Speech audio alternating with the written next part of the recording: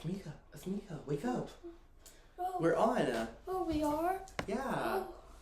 Hi, I'm Athmika from Health Illusion. And I'm Parsa, also from Health Illusion. And today's episode is all about goal planning, adding on to our episode last week about goal specification. If you guys haven't watched it, go watch it. But now that you guys know what type of goal you're aiming to achieve, whether it's this month, maybe in 2 months, or maybe it's a year-long goal, we're going to, in this episode, talk about the actual planning process of your goal so you have all the details filled out and ready to go. Okay, so let's just jump right into it. So let's start with making the actual goal using the SMART framework. So the SMART framework is a really popular framework, and a lot of schools actually teach it also in PE and health. So it's very popular, and it's popular for a reason, guys. It's actually very helpful, and it covers all the basics of the goal. So we'll talk more about why it's helpful later, but let's just go through all of the SMART. Yeah. So SMART stands for specific, measurable, attainable, and relevant and time-bound. So last week we focused a lot on the specific part. Do you want to talk about what the S stands for? Yes, the S stands for specific. So this is mainly what we went over last time, but it's reflecting on what exactly you want to accomplish. It's specifying why you need to complete it and how it impacts your future goals and accomplishments. So think about your lifetime goals, your capstone goals, all of your long-term goals, and then try to then make your S. So we already talked about this a lot last week, so we're just going to skip over it. But guys, again, make sure to listen to last week's episode if you want more information on the S. But after that, we have the M. And so, Athmika, the M stands for measurable. And so this includes criteria and strategies on how to track your progress and how to know when you've actually met your goal. So this is really helpful because a lot of people, when they start a goal, when they get towards the end of it, they slowly start losing motivation and giving up, and their discipline becomes less regular. It just goes dwindling down. Yeah. And the reason because of that is just because you're getting closer, so your brain thinks like, oh, I'm reaching the goal, like I'm good. But if you don't have that actual check mark that you can actually measure, then you're not going to fully finish your goal. So this can include a time frame, some type of reward, or just anything that's easy to know when you've achieved it. So yeah, it can get kind of blurry. So that's basically subjective versus objective. You want to make sure that the goal is as objective as possible. Like the measurable part is as objective as possible rather than subjective, because your brain is wired to think that you've reached the goal when it's getting to the end and your motivation is down. So making the goal's end subjective means that you're going to finish the goal when you've not actually completed it. So I think you already answered this, but I think it's really important that we define what is subjective versus objective. Yeah, so subjective is basically any person can think about it differently, but objective is just this clear, concrete way to measure it in this context, at least. So the next letter in the SMART framework is A, and so that would stand for attainable. So you want to make sure that your goal is actually achievable in the time frame given. So this means making sure it's realistic as possible, and you have to also consider some outside factors. So that includes resources that you have available and other constraints, and you have to consider if your goal is still achievable through all of that. And I don't think that means that you can't achieve whatever you want. That just means with the specific time frame that you're working for that specific goal, you have to be aware. Yeah, just making sure you're aware and not thinking too wishfully. Obviously all goals are attainable, but if you're working within a specific time frame that's concrete, then you obviously need to plan for that in a certain way that it's realistic. Yeah. Or for example, if you're trying to maybe you're trying to achieve a goal and you give yourself too long of, I think this is actually really important that we talk about. Not only do you want to make sure you give yourself enough time, but sometimes it's not good enough to give yourself too much time. Yeah, because then you're not it's too you're not working hard enough to get that goal. Because something that happens, and I notice a lot in myself, for example, when I have projects due, whenever I give myself a really long time to work on it without setting a specific deadline, then I find myself procrastinating until the last minute, and I'm just rushing to do that. And so that can be shown in your goals. You're not going to really do much until towards the end, and then you might not fully achieve your goal, and then you won't feel as successful as you could have been. So it's important to give yourself just the right amount of time. Yeah, and like I feel like I can see that too. Like whenever I think I have a lot of time, I usually think like, oh, I can just do that later since I have so much time to do it, and then I end up just cramming at the last minute to finish it, which is just not a good habit. So I would just like to make sure that I work on it increments of the day so that it's easier. Time blocks are so helpful. Before we move on to the next letter, I just wanted to talk about, I know we talked about what happens if you give yourself too much time. What happens if you don't give yourself enough time? I feel like when you don't give yourself enough time, it's harder to reach the goal. You're just putting more pressure on yourself, and that can lead to burnout, which makes it like basically impossible to complete the goal because you have no motivation. You're just like, oh my god, I'm like so tired. I'm like deprived of all of these needs, and then it's just so much harder to reach the goal. Yeah, because you're just stressing so much in that limited time you have. Yeah, so honestly, finding the right time frame is honestly genuinely really difficult for me. Like, it's hard to know like how much time it takes to complete a task, which is obviously hard. It's really difficult, but I think it's actually one of the most important parts also, and for the reasons that we just give. And sometimes you just have to know yourself. We can't really give you a specific time, obviously, for every goal because it's subjective. The time is subjective to just you. You have to know your body and how long it's going to take you to do a task. Yeah, so self-awareness is exactly. key. For example, like for me, if I was just doing not focusing on a goal, but just like a small task, for example, just something that usually takes people maybe around 20 minutes. I know myself, and I'm more of a slow learner, so it would maybe take me 40 minutes, like double the time. And it's important to give yourself that time if you have the resources. For example, for me, like when reading, I go really fast because my brain can just process the words faster. So that's why it's more difficult for me to like watch a video and like instead of reading it. So I just usually try to read the content more than watch the content because reading the content helps me retain it. Also listening to the content helps. Oh yeah, audiobooks I know are really helpful for I really love my podcasts. Like I love my educational podcast. I have this biology podcast and it really helps. Oh really? Yeah. You know what else helps? Healtholution. You guys should listen. You guys should listen to our podcast. Yeah. But yeah. Yeah. So I think that's enough on the A. So the next letter is R. Yeah. The R stands for relevant. So this means making sure that the goal is helpful to your future goals. So again, thinking about those long-term goals, capstone goals, lifetime goals, like what is the purpose of doing this goal, and taking into consideration what your lifetime goals are and your hopes and dreams in life. So obviously doing that self-reflection like we talked about last week. Yeah. So yeah, and thinking about whether your new goal is helpful for achieving that, and if not, is it helpful in any other aspect of your life? So these are all very important questions to ask yourself when thinking about the R in SMARTER. There's always a good time and place for everything, and if your goal isn't going to specifically help you in the current moment, whether that's with your future goals or for your own personal happiness, then why would you do it, you know? Yeah. You could use your time more productively. Thinking about the purpose and what it helps you achieve. So the next letter is T, and this is the last letter. T stands for time bound. It's kind of similar to attainable, but a little bit different because this one's more specific to just time.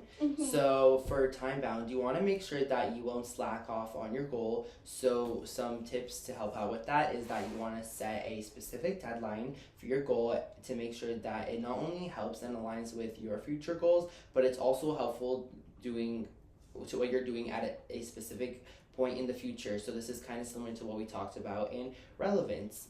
But setting a deadline also helps you be more disciplined and urgent when you're working towards your goal. So this gives you the perfect amount of discipline and motivation without being burnt out.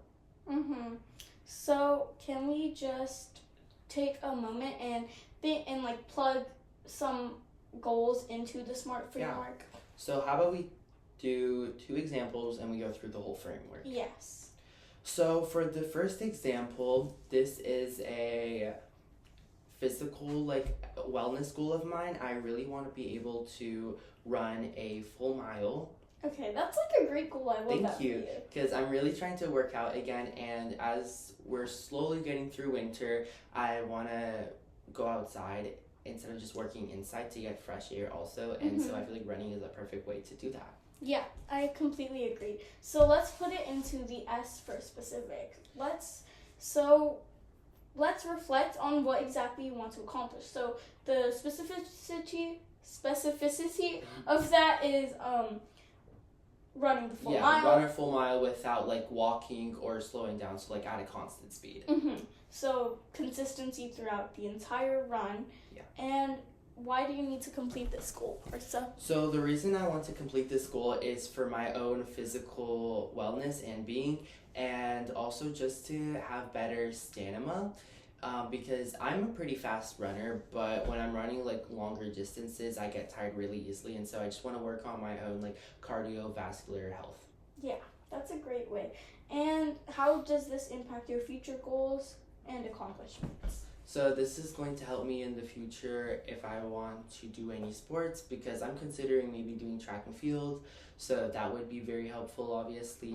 And also, again, just for my own personal fitness, because with the school we go to, there is a lot of academic stress and stuff, and these days everything is online. You're always on your computer or at a desk, so it's just good to move around. Yeah, I completely agree. So next is measurable, so including criteria and strategies on how to track the progress and know when the goal is met. So you know when the goal is met, obviously, when you can stay at a consistent speed.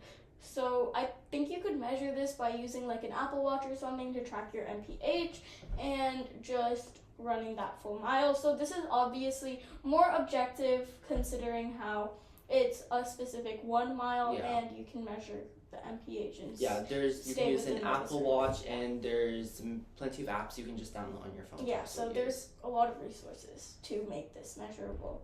So next is attainable, making sure the goal is achievable in the time frame given. So this means making sure it's realistic and possible.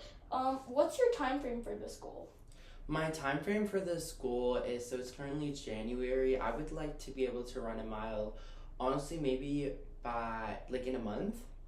Because then I would like to maybe up it to 1.5 miles or even 2 miles by the time summer starts, so I can get more in that habit of running. And I would say this is attainable in a month, and the reason I would say that is because I'm already able to run 1/2 mile at a constant speed without slowing down or stopping. So just considering like your constraint, which is like the weather outside, so thinking about that and the resources. So you have the resources for like tracking this Apple Watch. So I would completely agree that this is attainable. The only challenge is, I guess, the weather because of how cold it is right now. So I was actually about to bring that up. So you want to think about your constraints, and since it's currently January, my constraint would be that it's cold outside. Maybe some possible solutions is obviously wearing multiple layers, or running at a specific time in the day where it's less cold. So like maybe peak temperatures. Yeah, maybe in the afternoon instead of like the morning or at night, since that's going to be the coldest during winter.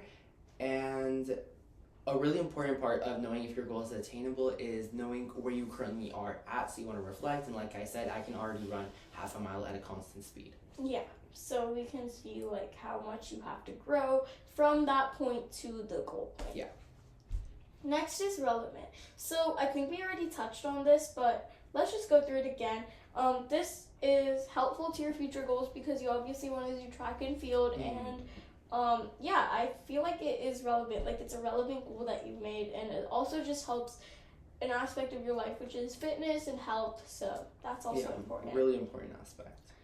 Next is time bound. So making sure that you won't slack off. So what will you do to make sure you won't slack off on this goal? So to make sure I won't slack off is maybe I'll leave my running/gym clothes out in the morning or whatever time of day I want to go, so it's easier and more accessible. So that way, it makes sure that you're always thinking about it. Yeah, make sure I'm always thinking about it. And if I have some type of like timer or like tracker on my phone or like an Apple Watch, that would also help, like we talked about. But yeah, so that's going to help me stay more disciplined and not slack off on my goal. It'll also help make the goal more urgent to complete. Since I have a month, what I can do is I can like time block that month, so I can be, okay, maybe the first week I want to just focus on still just running like 1/2 mile to make sure I'm like really consistent and good with that. Then after that, I can up it to 3/4 mile, or I can do like some running exercises that can help with stamina. Yeah. Okay, so let's just do it really quickly for another goal. So do you have a goal that you want to use this Yeah. framework for? So I told you guys about my neuroscience competition in one of the earlier episodes. My goal is to study at least one chapter of the textbook a day so that I can complete it before the competition and like have studied and retained information. So for this specific so what are the specifics of your goal? What are you actually trying to accomplish? I'm trying to accomplish finishing the textbook for the competition so I'm staying prepared and I can do the best I can there and get a good score. So how is this going to impact your future goals and accomplishments? Obviously, I want to become a neuropsychiatrist, so that helps me like learn the foundation of neuroscience, which helps just learning and enriching my knowledge about the topic that I want to study. So the next part would be M, which we want to talk about if it's measurable. So what are some strategies that you can use to know when you've met your goal? So obviously just like seeing like, oh, have I studied a chapter today? Like, have I finished it? And then if I've not, like I've obviously not met the goal quota for the day. And if I'm not, then I think what I'm going to do is I'm just going to make sure I finish it and ad hoc it to the next day. And just and if I just don't finish it, then it's just going to compile and make everything harder. So I obviously don't want to do that. So do you have like a specific time frame or any type of reward system that you're going to use to know when you've achieved your goal? So the easy part of knowing is just knowing if I completed a chapter. But I guess a reward for me is like if I finish a chapter, I could eat like a piece of chocolate or something, or like treat myself to a coffee the next day or something like that. I guess that would be a cute reward system. So the next part is A for attainable. So what is your time frame? My time frame is about a month, I would say, which is, I think that's pretty attainable because there's really only 17 parts of the book and I've already completed one of them. Okay. So I think I can finish that in the given time frame. So because there's 16 chapters that I need to do. If you just study one like every day, then it'll be finished in 16 days. And then you also have plenty of time to review and practice. Yes, exactly. So next is relevance. Before we move on to relevant, are there any constraints or what are your resources for achieving this goal? So my resources is all like the PDF of the textbook and just having that in my clutch and also review materials such as like Quizlet and stuff like that. So making Quizlets or writing notes, I guess that's my resources. One of my constraints is that this week is really busy for me. Like I don't have like enough time sometimes. So I think to meet that constraint, I'm just going to add a couple of chapters on some days where I have light work and just remove some parts on days I have more work, but still staying consistent when I can. Yeah, I think that's really good.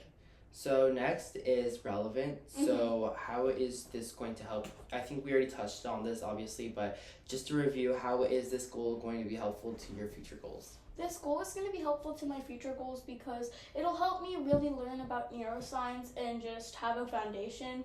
So like just helping me reaching my lifetime goal of becoming a neuropsychiatrist. And this is helpful in the education part of my life. Yeah, it's really good to stay educated and just learn new things. Yeah. So the last part of the SMART framework is T for time bound. So what are you going to do to hold yourself accountable to make sure you don't slack off on your goal? And are there any specific like deadlines? Yeah, I'm going to have a deadline on when I'm supposed to be finished with the textbook and moving on to review. And I'm just going to have that deadline in the corner of my mind whenever I'm studying and whenever I'm feeling down. I'm like, okay, I have to finish it or else I'm going to like fail the competition and just like motivate myself through that. Are there any like daily deadlines you're going to include for yourself? Yeah, obviously the one chapter a day and like blocking that in such a way that it's not too overbearing on the rest of my academic life. And obviously that's going to help you stay more disciplined, and when you add a time frame, you won't get burnt out as much. Yeah, I agree. So after we've put in through all the examples into the framework, you might be thinking that this framework is something you probably learned in PE.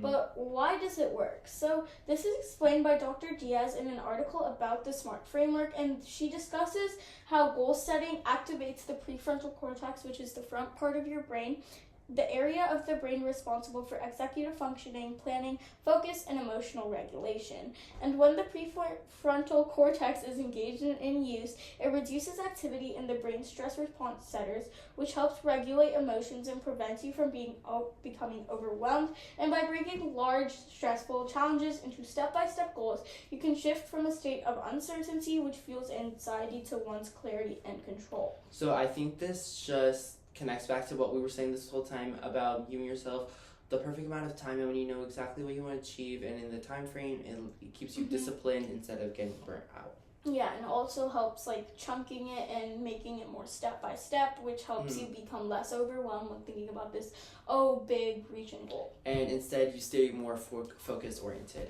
Yeah. So this would you like to talk about what this neurological boost supports? Yeah, so there's some things that this supports in the world of neurology and neuroscience. So the first thing that this helps is stress. It keeps you stress resilient because direction and predictability can actually reduce anxiety because you know exactly what you're looking forward to and the steps you have to take, so you're not just like looking into the unknown. The next thing would be improved coping mechanisms, and this helps see your progress, I guess. Yeah. Just like viewing your progress and making it more visible. When you have like visual representation of your progress, it's easier for you to stay on track instead of losing motivation. And improves like how you cope and how you push yourself forward. Yeah. So next is a balanced perspective. Would you like to talk more about that? So a balanced perspective, because you're approaching things step by step, so this makes sure that you keep your goal balanced with the rest of your life, and it gives you just more of an insight on how to look forward to things, like how to plan them and stay more focus oriented, and gives you a variety of perspectives. Yeah. So let's talk about a plan for activating the goal. So start with the clearly stated goal, and depending on the time frame, you'll make a schedule. So for a short-term goal, it'll be based on weeks, and you'll say what you want to accomplish that week and do a checklist for each day. And in contrast to that, for a long-term goal, it'll be more based on months because obviously it's a longer goal. So you'll say what you want to accomplish that month, and then you'll do checklists for each week. Yeah. So, and next is to follow through with the schedule, which we'll talk about next time. I think that's the end of our episode. Yeah. So thank you guys so much for listening to this episode. We had a lot of fun. So just to summary and recap of what we talked about, we went over the SMART framework, which is a very common and popular framework that has a lot of science behind it because it keeps you very focus-oriented, goal-oriented, and gives you perspective on balance, and also keeps you stress resilient. So we hope this framework just helps you out, and we hope you get to the planning of your goal. And next week, like we talked about, we're going to get into motivation, because we know that's a really important aspect, obviously, to the goal planning, because now that you have your goal, you can start following through it and activating your goal, but you have to have motivation for that and discipline. Those are two important parts, because without that, your goal is just going to be a dream and you're not going to fully achieve your goal. So I think that's the end of this episode. Thank you guys so much for listening, and this is Health Illusion signing out.